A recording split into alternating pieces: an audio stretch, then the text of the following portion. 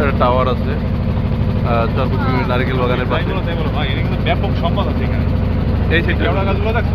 সবচেয়ে এখানে তাবু করে থাকতে পারলে ভালো লাগতো। ঠিক হোক আমরা জানি যে এখানে তাবু রাখতে পারলে এখানে তাবু করে প্রাকৃতিক সম্পদের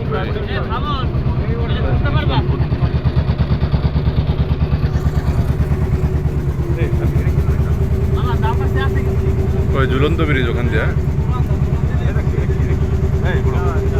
টাওয়ার এটা দিয়ে ওয়াচ টাওয়ার।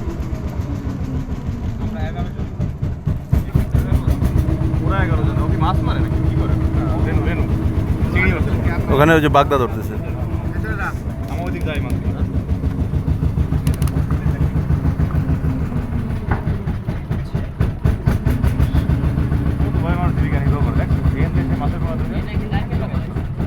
মাছ পায় না সেটা তোমার খুলনার থেকে এসে আমাদের ভোলাতে, আরে খুলনার থেকে ভোলাতে এসে মাছ ধরছে। আমি এমন অনেক প্রবলেম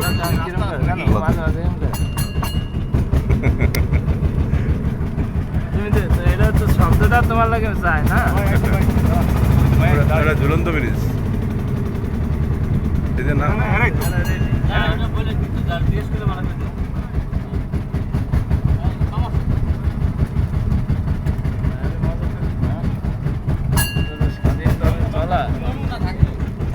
থাকবে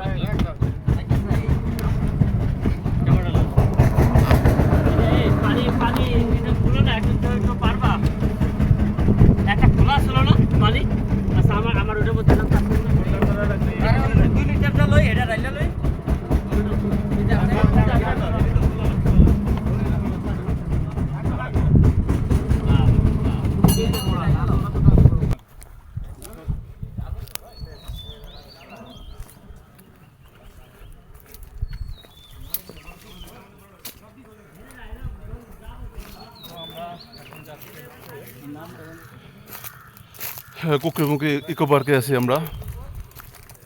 এখানে অসংখ্য পর্যটক আছে। এটা সিঁড়ি।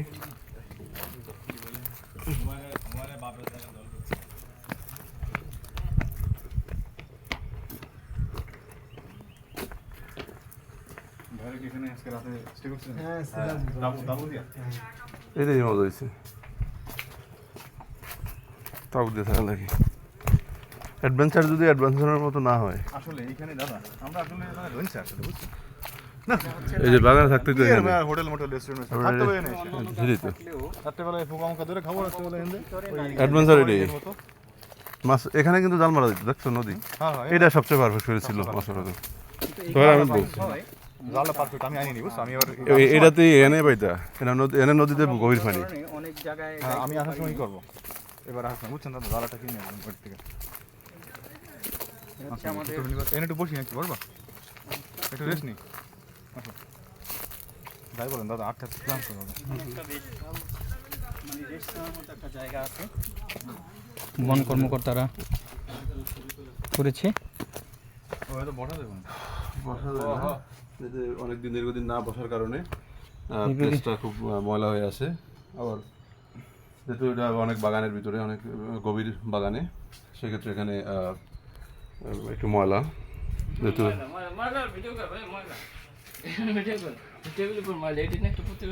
ভাইয়া এখানে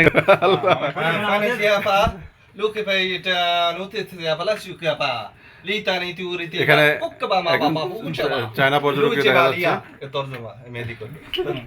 এখানে হচ্ছে চায়না থেকে এখানে মানে বন বিভাগের এক কর্মকর্তা এখানে উনি চায়নায় আছেন। প্রাকৃতিক সম্পদ আছে যেটা আসলে আমরা না আসলে সচক্ষে না দেখলে আমরা বিশ্বাস করতাম না।